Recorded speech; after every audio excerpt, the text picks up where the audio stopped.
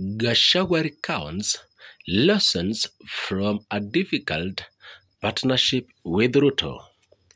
Former Deputy President Rigathi Gachagua has offered new details about his turbulent relationship with President William Ruto during their time in office, shedding light on moments of defiance and disagreement that characterized the inner working of the previous administration.